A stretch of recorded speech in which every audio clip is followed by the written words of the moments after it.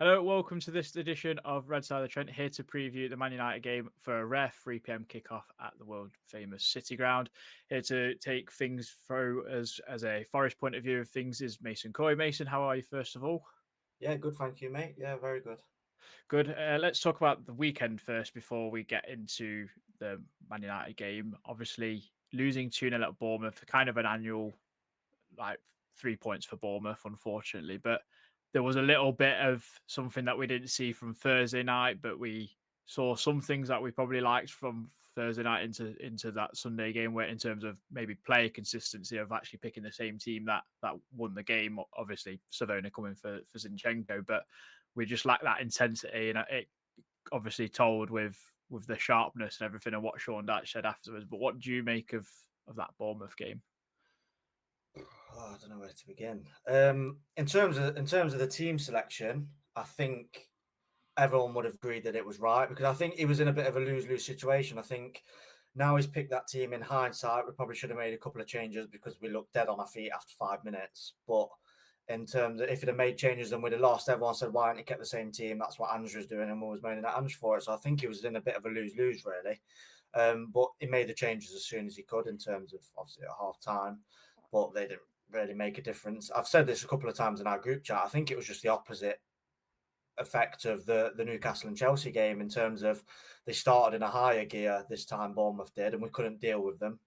We couldn't deal with their intensity, their pace, their athleticism. I think we've got this in our heads that we've Bournemouth for our bogey team, but they're a brilliant team. I think people, for some reason, all of a sudden think we should be beating teams like Bournemouth. It doesn't work like that. Football is not like that. They're a very well drilled team. They've got a brilliant manager that I think anyone in the league would like, apart from probably Man City and Liverpool. To be honest, I think I could see him going to a Chelsea or something like that if Maresca's under fire. But yeah, they're brilliant. They've got, like I said, they've got athleticism. They've got ball players. They've got power. That 18-year-old at the back for them is a unit. I thought he was brilliant. I thought he was absolutely brilliant. The fullbacks are good. Like they're just a proper the table doesn't lie, does it? What are they, third now after that win? They're just a good solid team. There is a bit of arrogance creeping in, I think, from our part because we've had one good season that people think we should turn up and beat teams like Bournemouth, but it's not the way football works. But yeah, like I say, in terms of the team, I think obviously we're going to touch on my Man U 11 later, but there's something missing. There is something missing, and I can't quite put my finger on it myself. I've tried to have a little bit of a tactical look at it. I've tried to look at a personnel look myself because obviously it's half term, like we touched on in the last part, and I've got a lot of time on my hands. But it, there's just something missing. The commentators touched on it. There's something missing, and I think I figured out what it is, but we need to find a solution for it quick. And I think this week now that we've got on the training ground should hopefully help us. And I am quietly confident in the fact that we'll see a massive improvement in the Man U game. What did you make of Dyche's comments afterwards in terms of him not being happy? I mean, he sounded like he'd even eaten more gravel, as you put it, the other week. After the game, it sounded like he might have gave him a hairdryer because he got him in the next day, which I think is only right. He said we're not fit enough for how he wants us to be. We're not mentally fit. I think that's quite a worrying sign, and I think he's clearly touched on that. Maybe we're not that confident. That's why he's saying to us, like, remind us of how good the side were last season and how good players are in general. What did you make of his overall comments? Yeah, I think people thought that it would be like a seamless transition from obviously minus and from Nuno to Dash, but there is differences in the way they play in terms of Everton ran the most in the league under Dash, whereas us under Nuno, it's still the sit behind the ball type football, but we ran the least under Nuno. So there is differences, and it will take time to get them differences. But he mentioned something like you just said. It was fitness. We didn't pass the ball forwards enough, and we didn't cross it enough. And that's one thing that I touched on in our chat as well. For me, it's massively, it's glaringly obvious what the issue is, and I think it's the fullback issue. The fullback issue is a massive, massive problem for us this season. In terms of last season, it was mainly Nico and Hudson-Odoi on the left, and it was Aina and Elanga on the right. And I think it's glaringly obvious that we're missing Aina and Elanga's crossing ability, because there was numerous times I can think of last season where Aina's whipped the ball in early into Wood, and Elanga's main threat was touching the ball down the line and crossing it. Now we've lost both of them two. It's abundantly clear that Nico and Hudson-Odoi are constantly tucking in.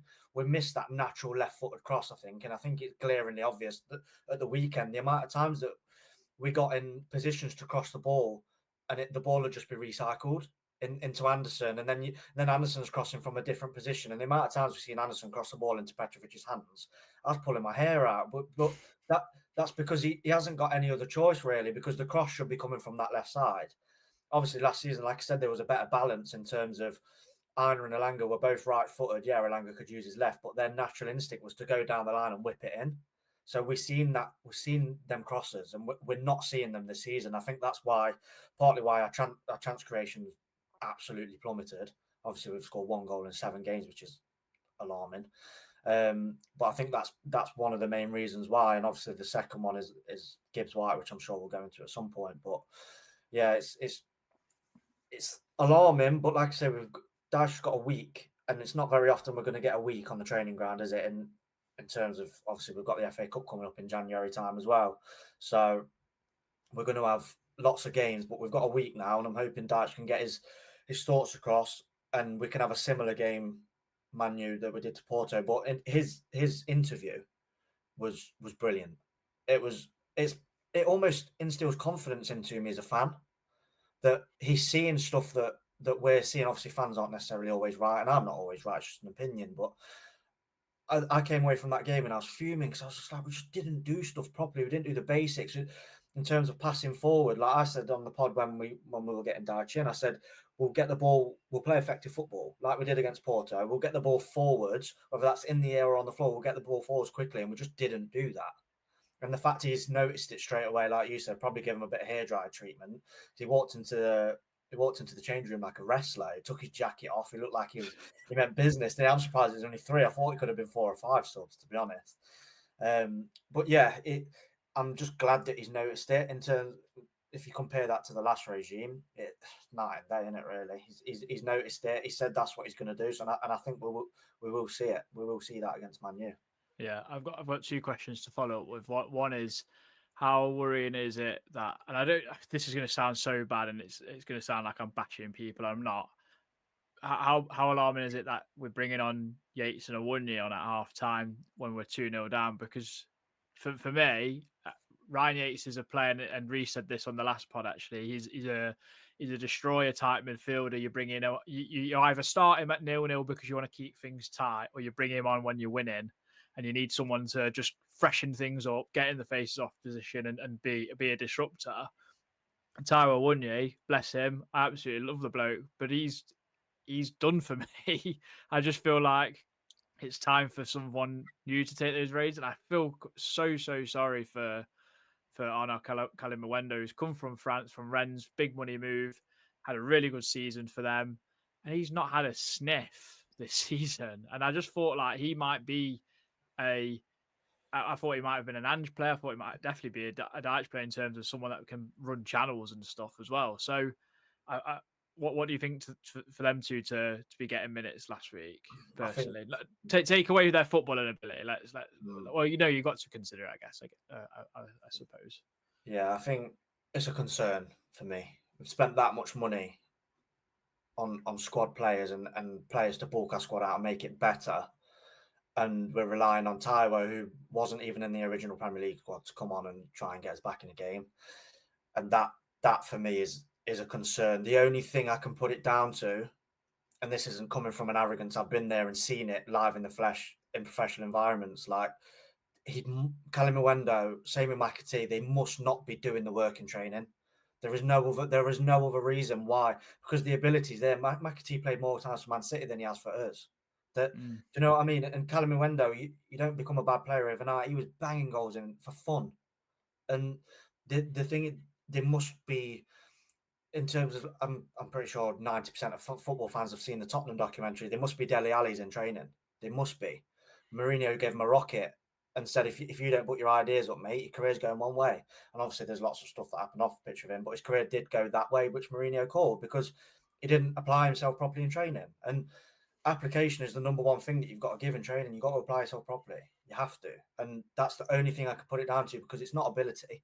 It's not ability, because like you just touched on, they're good players, but players who are not necessarily technically as good or bring more to the team are getting minutes in front of them. So there's something wrong. There's something going wrong on the training pitch for me. Whether that, like I said, that's application, they're not applying themselves. Are they turning up late? Are they? Do you know what I mean? There's got to be something like that, because it can't be footballing ability. We've spent £50 million on the pair of them, so Yeah. it's not footballing ability. You don't get bought for that much money if you're a rubbish player. You just don't.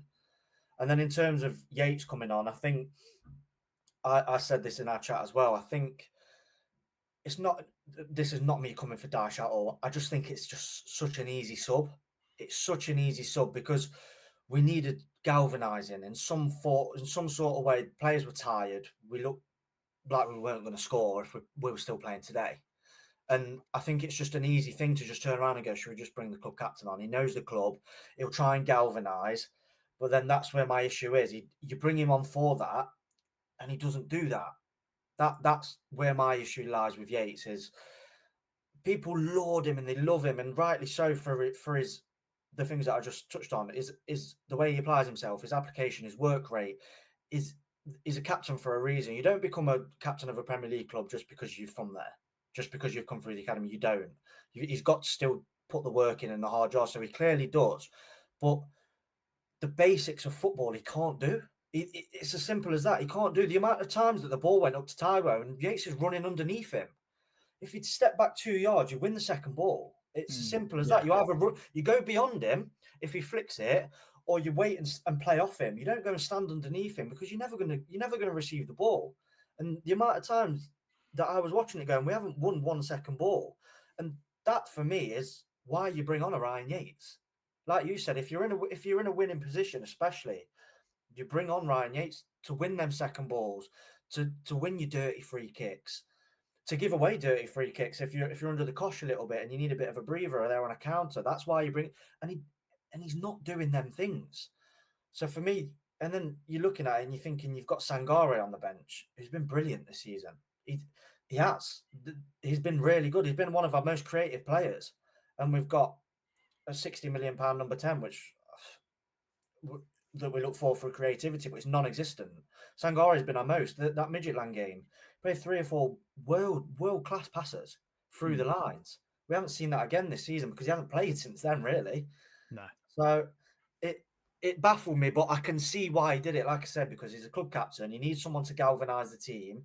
But I think it'll be a short-term thing. I think that will slowly die down from Dyche. I don't think we'll see Yates coming on at half-time for much longer, because, like I say, it's easy for him to do. He's just come in the building.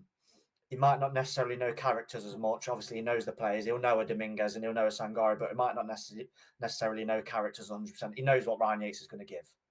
He knows. And I think that will die eventually. And I think there'll be times where he'll turn and look at his midfielder, and Yates will rightly be at the bottom of that pecking order. And people can come for me all they want, but if you think that Yates is above anyone in that midfield in the pecking order, you're wrong. You're wrong. You are wrong. You are. It's as simple as that. I mean, I feel like maybe Ange rushed Dominguez back, and that's why we've not seen him as much. And he come on, and that was a waste of substitution. It was a waste of Calimundo coming on and all To be with honest, 2 mate, minutes to go. I think all the subs were. I think all Yeah. the he was looking at it, and you're asking Hutchinson, who's hasn't played since 10 minutes against Sunderland. You're asking him to come on and produce something, and you get the fickle fan base writing people off. The bloke's not played a game of football. You've seen it not last season and the season before. When players get a run of games, you didn't see the best out of Danilo until he played 8 or 9 games in a row. Yeah. You didn't see the best out of Alanga until mid-November, late December against Villa, whenever it was, that game against Villa.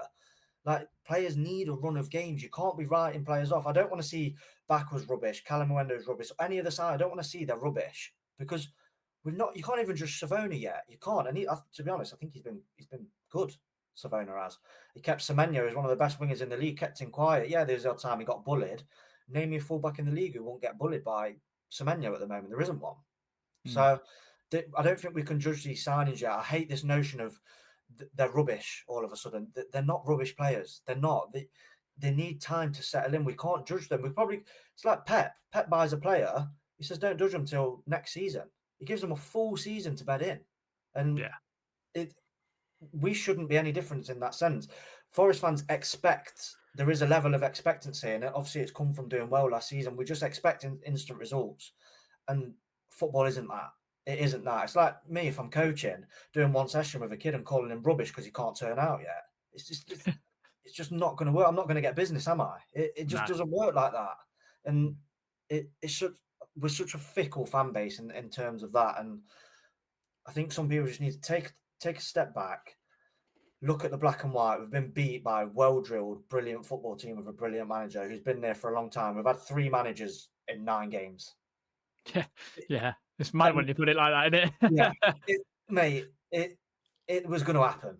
It was going to happen. Of course, there was that part of all of us that with the love, it's where it comes, where you're blinded by love, isn't it? And you look at it and you go, we could nick a 1-0. We could nick a 1-0 there. And mate, football's football. It can happen. But if you take a step back, look at it, have a breather. Yeah, the position we're in is not brilliant. It's not. No one can deny that. We scored 1 goal in 7 games. It's alarming. It's worrying. But this time, don't worry. Take a breather. Have a look up for what it is. Give us time, and we'll get there. I'm sure we will. It will come. I think the disappointing thing from the game was obviously the corner that they scored directly from wasn't a corner, but equally Matt Sells is so at fault for that. I mean, I love the bloke, but I've said this since day one. He can't command an area. He's not physical enough. He's not imposing. I hate goalkeepers that punch the ball unless it's a necessity. He's cost us quite a few goals this season, Yeah, but I think, but the other two I'm not sure about. And but the thing is, until they get a chance, you don't know. Angus Gunn's obviously a bit more of probably a Championship, lower league, Premier League goalkeeper, but he might prove you wrong if he got given a go. You know, John Victor kept loads of clean sheets for Botafogo. I know Reece got this opinion that he thinks he's Miguel 2.0. I think he could be better than that personally. He looks more imposing anyway than Miguel. I can see Reece's points on John Victor, but I'm looking at. I've just been harping on about all of our new signings. I don't think we can judge him. We can't. I don't think we'd be able to judge him until he's played 5 or 6 in a row, which I don't think we're going to get, to be honest. But in terms of Sells, he's just struggling at the minute, isn't he? He's struggling, and I look at football. I'll never forget this ever. I got told when I was younger by an ex-Forest player, who was one of my coaches, and he said to me, look at the root of the problem, because I can remember moaning about a pass that I received, and he actually flipped it and said, well, is your body position in the correct way? Are you in the right position? You've got to look at yourself first before you look elsewhere. So I always try and look at the root of the problem. And for me, Sells was poor for the first goal. He was poor, but there's a reason our manager gets booked. There's a reason that the linos give a goal kick. It's because it's a goal kick. Sells shouldn't be in that position in the first place. The root of that problem is it's come from a refereeing mistake. We shouldn't be in a position to defend that corner. Granted, we should have been defending it better than we did, but we shouldn't be in that position in the first place. It's shocking. Like I said, I'm watching it on my perfectly legal stream in my living room in Nottingham. The game's in Bournemouth, 4 hours away, and I can see it's a goal kick in normal time. How can a ref who's 15 yards away give a corner? Like an overrule a linesman. An overrule a linesman, yeah. And we've all watched the game on the perfectly legal stick. The ball looks like it's moving in stages, and even I can visibly see that it's had a double ricochet. Like it's baffling to me. And yeah, you've got to get to that point. All right, deal with the situation. It's corner, deal with it. Sells, like I said, it's shocking, and it's really, really poor. And for me, the second goal is on him as well. Obviously, I've listened to the pod with Elliot, Reece, and Christian, and Reece and Christian have got different opinions, and I'm on the side with Christian, to be fair, mate. I think it's 28, 29 yards out was the official how far it was, and the keeper's not even got a fingertip to it. And yeah, his foot movement's not great, is it? It's slow. It's really slow, and I just think I've seen it happen before, like with our keepers. It was when we first came into the Prem. We were only conceding from absolute worldies, and I'm like, yeah, but they are worldies, yeah. But if you ask any Prem keeper, if someone's having a shot from 30 yards out, do they expect to at least get a hand to it? The answer is yes. The answer is yes. And I think if with is it Billy Mercer, the new goalie coach, I think he'll be sat down with Sells. Obviously, they've more than likely already done it at this point. They'll be talking about that goal, and I think if Sells is the goalkeeper that we all know he is, he will say that he should have done better with that. He will. And because if you look at it and go, oh, he got a fingertip to it, you'll go, yeah, it's 30 yards out. I expect to get a fingertip. I would expect any Premier League goalkeeper to get at least a touch on the ball from 30 yards out. I would.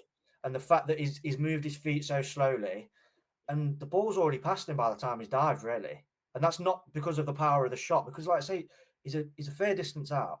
And for me, that's on him as well. But I don't think he should be dropped because it's too big of a risk, and we need that consistency. Like we'll touch on with my team and for the Man U game, we need that consistency back in the back five.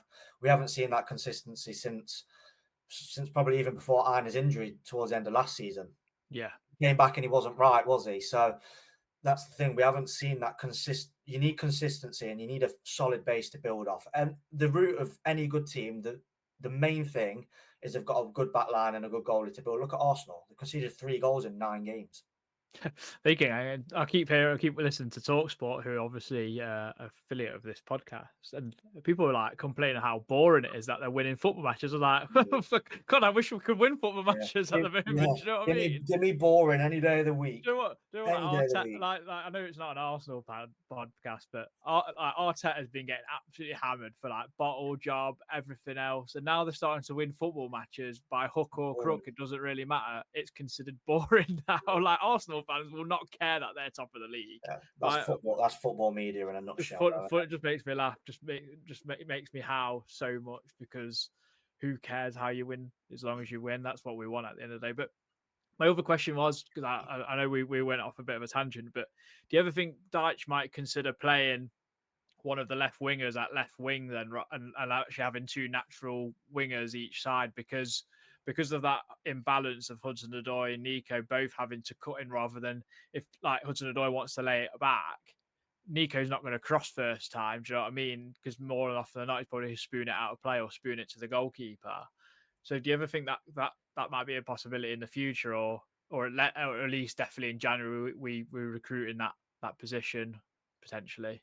Yeah, I think there will be a time where we will see that. I think we'll start with a left-footed winger and a right-footed winger, but I do think they'll be on the right and left-hand side. So, for example, if it's a Hutchinson and a Hudson-Odoi, I do think we'll probably see them swap a few times just to see if we can find that balance. I was toying between in the Man U team putting Hutchinson on the left just for that, because obviously we've touched on how important it was and how we're missing that.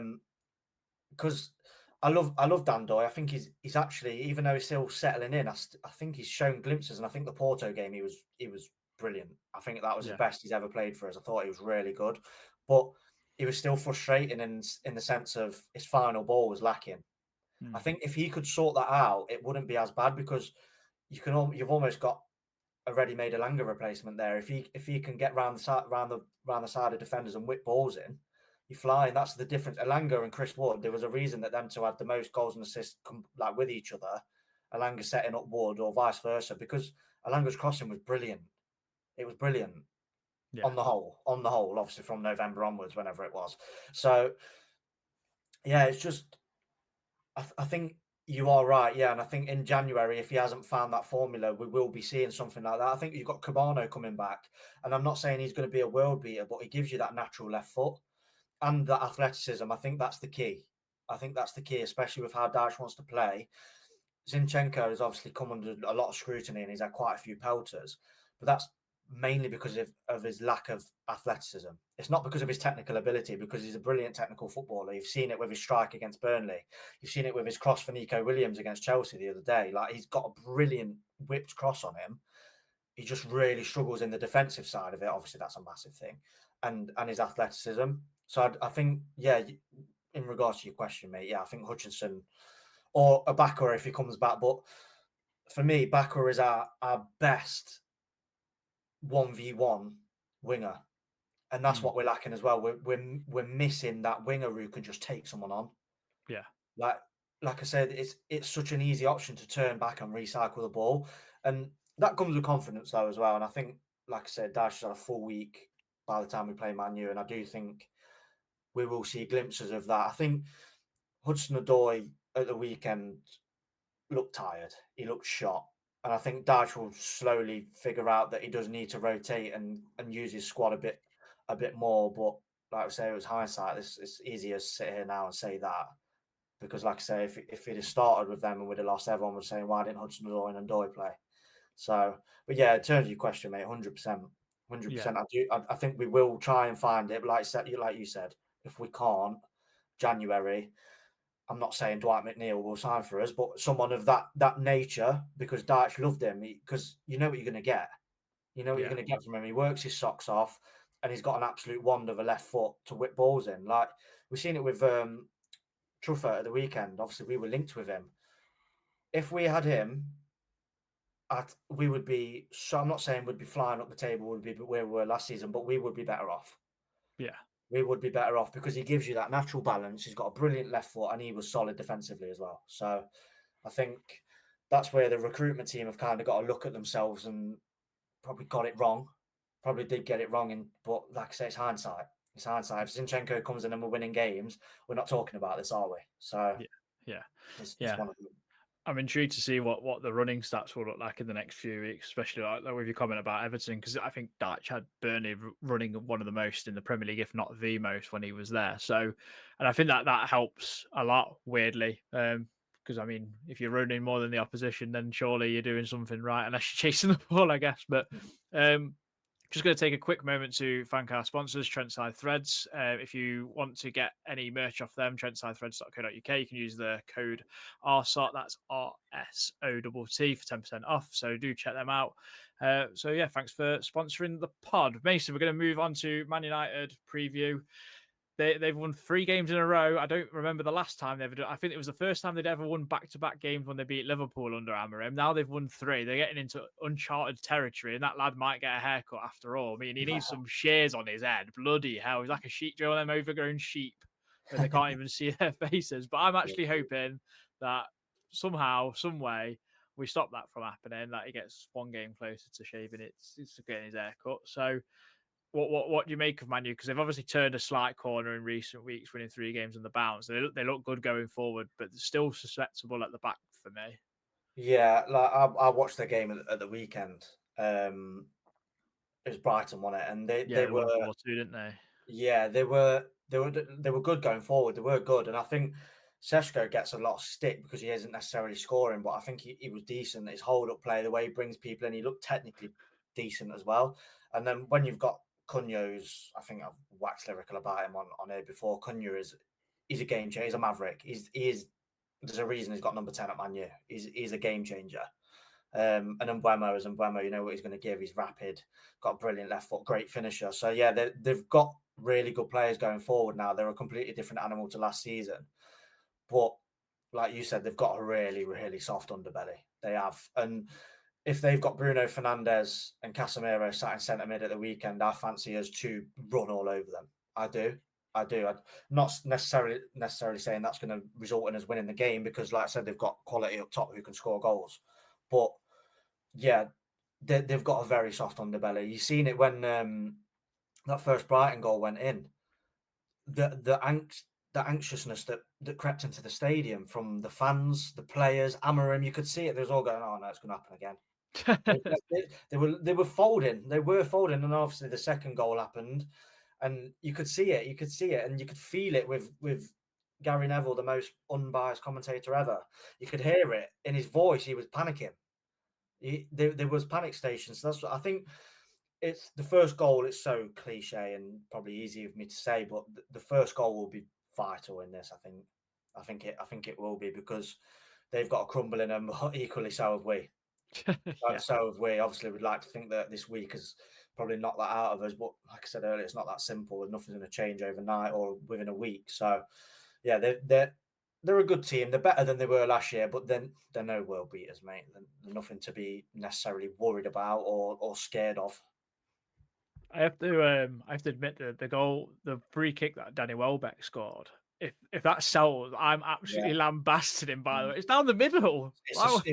it's poor from the keeper. I said this at the time. Neville didn't even say anything. Oh, it's the power that they can strike the ball with these days was the comment. No, it's not. The keeper should save it. It's in the middle of the goal. There's nothing about It power. was so bad, and I kind of just think like, I mean, this is something I didn't even touch on with you either. Our set pieces, by the way, against Oh, Bournemouth were horrendous. And I mean, I've obviously read like with Dyche, he loves in swinging corners and set pieces, and you think like, well, we've got some players who've got some technique and everything else, but like Andersons were overhit constantly. No, nothing like no threat. And I find that weird because he took some unbelievable set pieces last season for us and from open play crossing.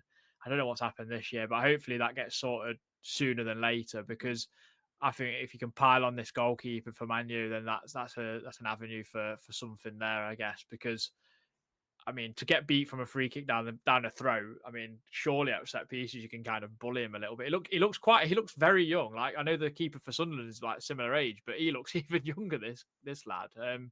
Yeah. So I think set pieces is a massive one. I just think, like, I know you say the midfield battle, but like it's just stopping that front three in it. Like I think Cunha scares me more than Embuemo personally. I just think yeah, he's yeah, that good. yeah. He Cunha scored that goal, didn't he? The other season against us for Wolves, where he had no right. He had no right. I can't remember who it was that he twisted inside. I was on Bamadelli, I think, wasn't it? And Yates, yeah, And yeah, and you look at it, he's just got that moment in him. He's got that every number 10 should cough cough.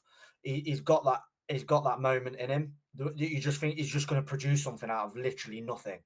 And yeah, he does. You are right. He does worry me more than Mbuemo. But like you just touched on, if we can sort out set pieces, just this has always been a bugbear of mine because I used to take them myself, and I look at it and I think, professional footballers, you can't whip. You try and tell me you can't whip a corner in between the penalty spot and the 6 yard line. You try and tell me you can't whip a ball into that area. Like there was one at the weekend, and the commentator said, "Oh, it was a poor corner from Douglas Luiz." It wasn't a poor corner from Douglas Luiz. It's just the other side of it is the movement was poor. yeah, He's whipped it and it's landed in between the post and the 6 yard box, and there's no one there. Like that should be a prime area for one of your centre halves or your forwards to go and attack the ball. So he's got a lot of work to do with it. But Dyche is one of them. You know what we're going to do the day before a game. We'll come in. It'll be shape, set pieces, get yourself home. It will be. yeah. That's the kind of manager is. So hopefully, yeah, we can sort them out defensively because that's a shambles at the minute, and it is going forwards as well. It's really poor. Elliot Anderson, everyone rightly so was wax lyrical about him, but just please put a good corner in the box, please. Like, and in terms of like you just said, Sean Dyche likes in swingers. I think we only had Murillo who was left footed, didn't we? And we want him in there heading him at the weekend. In the first Yeah. half, we only had Murillo who was left footed, so That's that's why why. I'm thinking that there might be something at the weekend where you have at least another left footer on the Yeah, pitch that can take the corner. I mean, if you've got Hutchinson that's available, then why not? And someone that likes to cross the ball in, as we saw against Sunderland, where he put in some absolute pearlers in. So yeah, let's hope he's got to do something. I'm glad we're at home because we need it. We need the crowd behind us. We need as much potluck as we can get because I do really think, and I don't know if you're in the similar vein of this, but I think if we can get that one win in the Premier League again, that monkey off our back, I just think the tables will turn. We've got two massive games against Man U and Leeds. We need at least 4 points out of the two, really. I mean, if we can get a surprise result, which I think we'll be underdogs for this game, which I think suits us a little bit more. It suits Dyche definitely a little bit more. oh yeah. Then I think we can start to turn the tables around and look up rather than down because the only way is up because we are like 18th or 19th. I can't remember where, but yeah. Right. We'll get into your team region. Right, let's do it. I'm putting it up now. Right. So your team is still it's 4-3-3. I put Sangare as a holding midfielder because that's what I presume that's what you meant personally. Other than a flat 4-3, am I right? Yeah, 100%. Right. So you've gone with Sol, Savona, Milenkovic, Murillo, Nico Williams, Sangare as the holding midfielder, Douglas Luiz and Elliot Anderson just in front with Dan Doy, Igor Jesus and Hudson Odoi out on the wing. Obviously, the big one is dropping Morgan Gibbs-White from that lineup. You've already alluded to that's what you're going to do. What's your thinking? I don't want people to think I've got a vendetta against him because I do like him, but he's the one that I hold the most accountable in our team for a reason. He's our highest paid player. He's our number 10. He's your talisman. He's your captain when Yates isn't playing. And he's been so poor. So poor. And I've heard people say, oh, well, he was good against Porto. I don't necessarily think he was brilliant against Porto. If you look at it in terms of the three behind the striker, I think he was the third best. I'm not saying he played badly, but he wasn't brilliant. He didn't rip up any trees. He scored a penalty. That doesn't turn your game from a bad one to a good one. You look at him. This is Gibbs-White for me is. I can see why people love him, and I love him because obviously he's a brilliant player. But this is why I've always put him below every number 10 in the league that's getting international call-ups. I've always put him at the bottom of that list because you look at them players in times of need.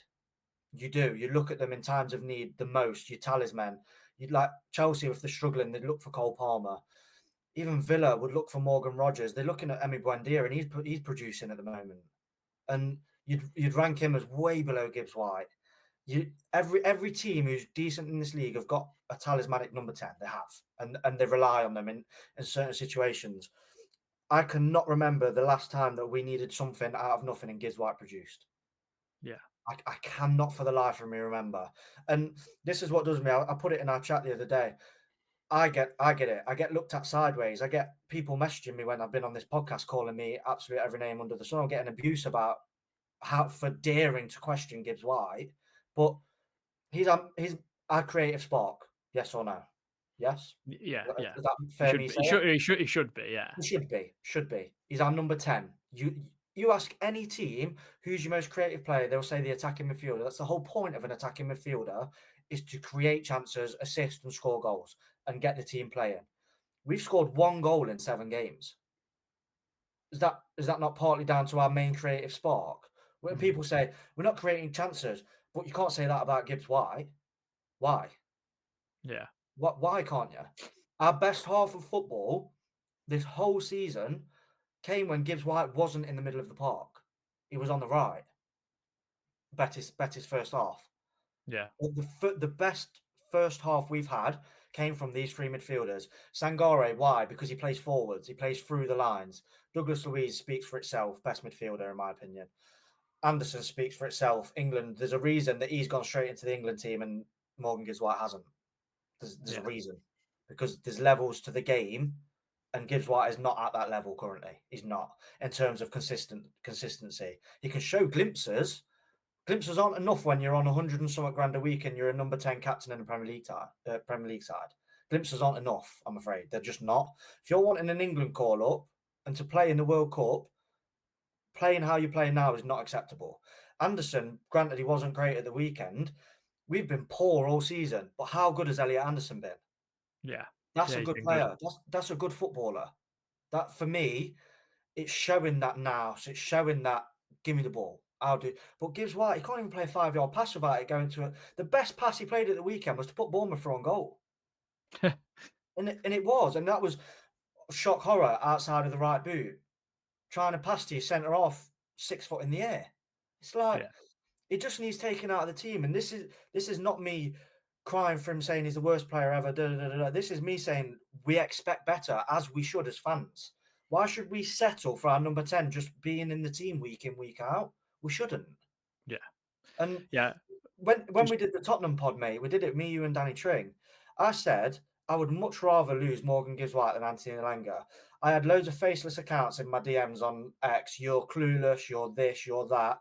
Tell me now, if this team had taken Doy out and had Elanga in it, how good it would look. Yeah. We would be a different animal. We would. Because what Gibbs-White give us this season and probably last 10 games of last season is easily replaceable, in my opinion. It is. Just because he shouts at a few players doesn't make him a captain. Just because he runs around and works hard for a number 10, which granted is one of his good things because number 10s aren't necessarily known for working hard, it doesn't make him great and undroppable. Doesn't. Just if you compare it to Yates, just because Yates runs around doesn't make him undroppable. He gets dropped every week. Yeah. Do you know what I mean? I think as well, like, it's been long enough where we've tried to play him into form through the bad form that I think a good manager would take him out and say, like, you need to fix up. and like come off the bench and prove a point, because Mm. that happened in the past. I think Well, even look at under Steve Elanga. Cooper. Yeah, Yeah, and look at Elanga with the Elanga treatment from people were screaming for Jota Silva to start. yeah, Jota Silva started a few games. Elanga got that kick up the backside. He came back, never looked back, moved to Newcastle for 50 odd million. Like, yeah, I'm not saying that that's necessarily going to happen. And to be honest, just to put it out there, this would be my team. This is not what I think Sean Dyche should do. I do think Gibbs-White will play. And if he's playing, I'll get behind him. And if he scores, well done, Gibbs-White. You're a brilliant player. Well done. And that's what I want. I want him to prove me wrong. But at the moment, for me, I think our team would be better without him. I think we really missed that third man in midfield at the weekend. Like, yeah, just going back to their second goal, yeah, I've put a lot of blame on Matt Sells. I put blame on Milenkovic as well because he had to engage. But for me, this is not blaming Gibbs-White because it has nothing to do with Gibbs-White. But if Gibbs-White wasn't playing and there was Sangare there, Anderson and Louise clash, you've still got Sangare sat behind the ball. There's no way that striker runs straight through the middle of the pitch and scores. Because Gibbs-White's playing advance and then to a central midfielders, if they lose the ball like they did, which is going to happen, you're going to have miscommunication. They've played together, what, 3-4 times? yeah, They're still learning each other's games. It's going to happen. And if that's the other way around and you've not got a number 10, you've got a number 6 playing, there's no way they run straight through the middle of the pitch because, like I said, Sangare would have been there. And that's yeah, that's not me calling Gibbs-White. That's a tactical and personnel thing. That's nothing to do with Gibbs-White. But that's what I think. And just touching on for this game as well, Cunha and Buemo dropping into pockets off Seshko, you're going to need a central defensive midfielder in there. yeah. You're going to, because if they don't play wide, do they? They don't No, play no, wide. They play wing backs. So they They, play yeah, Diallo so and is it Diallo and Dallo or yeah, Dorgu, don't or they? whoever it is, Dorgu or whoever it is, they'll be 1v1 with our fullbacks. Cunha and Mbemo will be coming into them holes in front of our centre halves where you're going to need a Sangare. I think Yeah, if we do play Anderson and Douglas Luiz, there will be times where we will get found out there. There will, because we've touched on it before. Yeah, they're both clever footballers. They can play the 6 and the 8, but it proved at the weekend that they can do it, but nowhere near as effectively as an actual number 6 in Sangare can. yeah. And Sangara's been on form like we've And he's touched been on. brilliant. He's been absolutely brilliant. People have been lauding Anderson. Sangare's been just as good. Yeah. Just as good.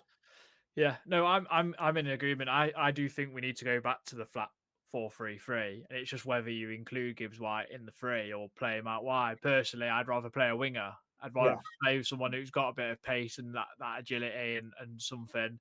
And this is where I know you've put Ndoye and Hudson-Odoi out wide. This is where I just thought about the comment about the imbalance, and this is where maybe I think does Hutchinson play left wing and Hudson-Odoi or Ndoye play right? Do you know what I mean? And just get crosses into the box, because Jesus, although for a small guy, he gets across his defender. He'll get his head on things. He's got a good jump. I think he'll cause Harry Maguire, Luke Shaw, and Mateus De Ligt a lot of problems in terms of running into channels as well, because they're all like, Luke Shaw's not a centre half really, but so he doesn't mind maybe running out into the channel as much as the other two, but he'll give a lot of food for thought in that sense. I think it'll be hard for people to agree with what you're saying because of their love for Gibbs-White, but I think there's a lot of people who might listen and go, do you know what? I think you're also right, and maybe he does need a bit of time out the squad, out the first team anyway, and that kick up the backside, and Yeah. no one should be exempt from it. Because Yeah. look at what we're saying Yeah. about Matt Sells. Look like what we said Elliot Anderson had a poor game at the weekend. We've said Zinchenko's been not very good. We've said Milenkovic has not been very good as well at times. Hudson-Odoi's deliveries needs to be better. His output needs to be better. So no one should be escaping criticism if they're playing badly. And I think players need to be treated equally. If they're playing bad, take them out of the team, because some players can't play through the bad form. They used to back in the day, like when you had like your Fergusons as managers or Wengers, they could get players to play through the bad form and eventually they just come back into it. But this is just not happening. It's been going on for ages. Yeah. So That's me. That's just my personal opinion. I do, like I said, I do think Dyche will play Gibbs-White. I think yeah, if he does play him at the weekend, he shouldn't play against grass. He shouldn't. He no, shouldn't play against them, because we've just seen that our players can't do Thursday, Sunday. They're not used to it yet. For whatever reason, like Dyche said, they're not fit enough. yeah, So that would ideally be a brilliant game to take him out of the limelight and just say, have a breather, put a McAtee in, give him a bit of a run. Like, there's a reason we've spent all this money on these players. It's for this. I'd just like to see us utilise them a bit more. Like, the way Callum Mwendo and McAtee should be getting more minutes, especially in like I heard Reece say it on the pod before. The game was done on the 77th minute or whatever it was against Porto. Bring Callum Mwendo on, give him 10 minutes. Yeah, Like, Jesus has played 90 minutes there and then tried to start him again on Sunday when I think that might be wrong, but I think that was his first 90 minutes for us. yeah, quite So possibly. you're asking a lot. Like, yeah, I just think we've got to utilise the squad a bit more. And McAtee and Callum Mwendo, prime examples. Obviously, Back was going to be coming back soon. Fingers crossed he is. And yeah, I just think we've got to utilise it so much more because you can't be chucking Yates and a 1-1 Yeah, away from home. There's no slat on them. You just can't when you spent £200 million. You can't. yeah, and also I think like if depending on the result, say if we draw against Man U, and I think Gratz kind of it's not. I don't want to like downplay the Europa League. I want us to go and win as many games and get as far as in that competition as we can, but. I think it's a game where you can afford to rotate because I think the game against Leeds becomes mega because we have to win that game. Yeah. So yeah, massive couple of weeks coming up before the next international break. I just think this one we can. I do think we can get a result, and I think that's the hope that kills you in it. Like we said, like we know we've got a good team. We know we can get back to that way that we were last season. That's not too far away. But because we're in such bad form, it's also that niggle where you're like, oh, can we? Because Man U actually playing well for once. So when was the last time you said that? I have no idea. But what's your score prediction? I'm going to go 2-1 Forest. I'm going for a horrible, dogged 1-0. So, and a clean sheet for once in the Premier League. So, yeah, no, Mason, thank you very much for joining us. Hopefully, there's something positive to talk about at the weekend after a ref 3 p.m. kickoff at the City Ground. So hopefully everyone enjoys it. We'll be bringing you another preview in the week with a Man United fan and Gareth Chapman, who comes on quite regular. So me and Reece will be speaking to him. So that will come out, I think, on Friday. Hopefully everyone is enjoying our latest Red Side Revisited with Des Walker. That was really great for him to give him his time for us to speak to us about all sorts of things. Brian Clough, the FA Cup final where Gaza broke his leg and England. So hopefully you're all enjoying that. But until next time, come on, you Reds.